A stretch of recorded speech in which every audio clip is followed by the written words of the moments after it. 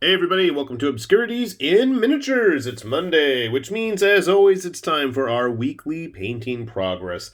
And lo and behold, I have slowly but surely gotten my brother to start painting up something that could be, well, quasi-historical. At least we have a Lannister guard here from Cool Minis, A Song of Ice and Fire game. And they're going to be a purple army, since I've stolen the red and blue teams. And to accompany them, so hopefully we'll get to use these guys in a game of Dragon or Lion Rampant in the near future. We have some of the Mountain's men to accompany him. And what's sad is that I had seen these guys prior to them getting dull-coated, and my brother was even complaining about that. The colors and everything really seemed to pop much nicer, but then after they got a nice blast of coating, the detail wasn't as bright and popping as it used to be. So at least he's got the makings of a nice, strong unit of men-at-arms here. But I'll have plenty of chaff to send his way, unfortunately. Speaking of chaff, we've got all sorts of stuff. So most of my time this week was spent after finding out that Warlord is getting their revised SPQR rulebooks out to people.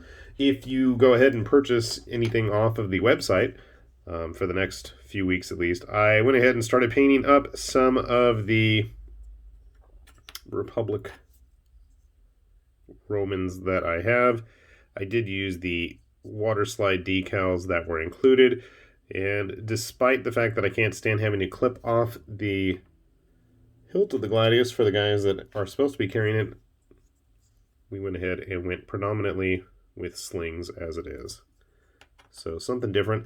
Since it seems Warlord has the starter sets back in stock, and I guess if you order it, you get the new rulebook as well, I went ahead and put an order in for one, and that way I figure I've got plenty of guys armed with slings, and then the rest I can arm with gladii and pylums. Now, I probably should get something to glue on the other side. I mean, yeah, technically Centurions would have been carrying their swords on the left, but it is what it is. And it's not like I don't have plenty of swords laying around. There's more. So we've got a nice beginning here of a Republic warband. Of course, we need a musician and a signifer and all that fun jazz, but we'll get to them eventually. I've got plenty of models still laying around. Went ahead and painted up a couple more Dacians. Got our horn blower tooting away here.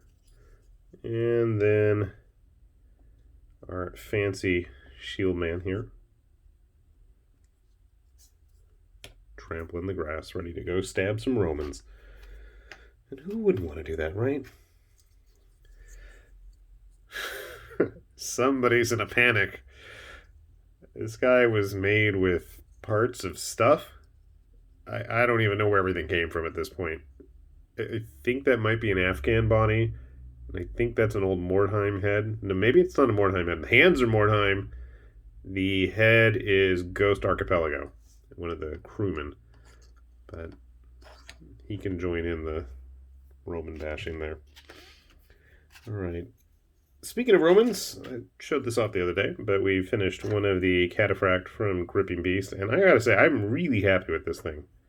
It was a very effective kit. I'm thinking the next one or two that I'll do, we'll put some gold and brass and bronze in there. Make things pop.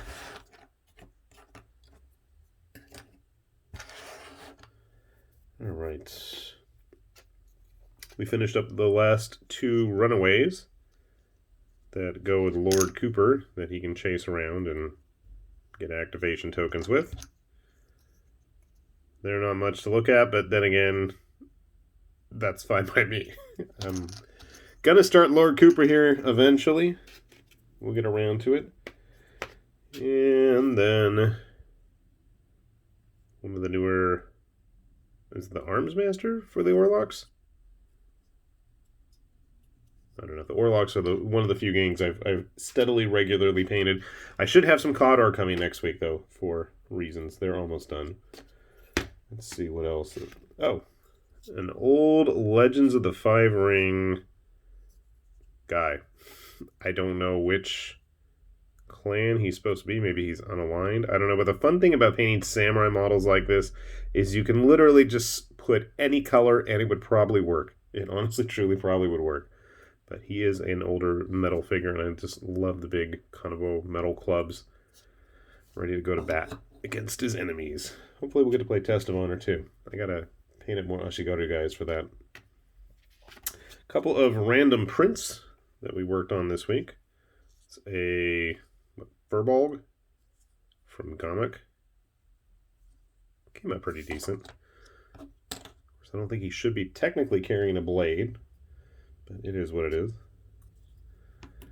And Aura Studio Nightly Knight, and much like my brother's knights, the colors just kind of dulled out too much. At least the gold's really popping, but then the metals really kind of just blech. I might have to go just touch it up again anyways. It was disappointing because he looked pretty decent prior to me spraying him. And we have this guy. I really dig this model. This is one of Archvillain's Death Knight guys. It's not the original base that he was supposed to be on, but I thought it looked cool for him. I even printed that base, I think. Could make a good Chaos Warrior, could make a good Death Knight, Anti-Paladin, what have you. He's got a companion. That should be done in the next week or so. These were some of the craziest, thinnest, smallest supports I think I'd ever seen on a model, printing him off. And he came out flawless, too. Most of Archvillain stuff comes out pretty well. And then the last two models this week, because it's not a week goes by here without me doing more Kingdom Death stuff, we went ahead and got the Cleric.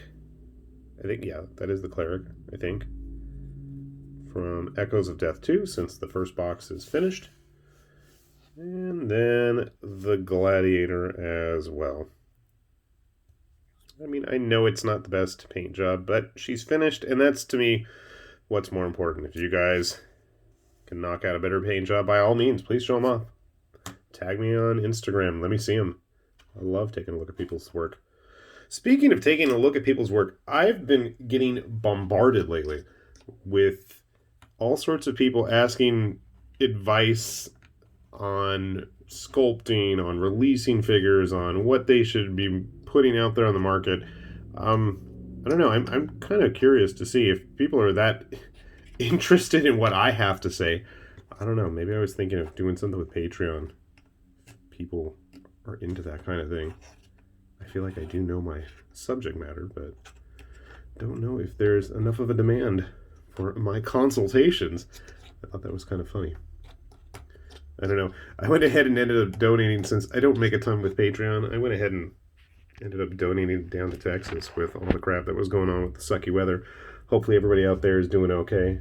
I know some people got just jacked up crazy bills going on down there. So I feel for you guys, because getting crazy bills always sucks, especially when it's money that could be better spent on family or fun stuff like this, right?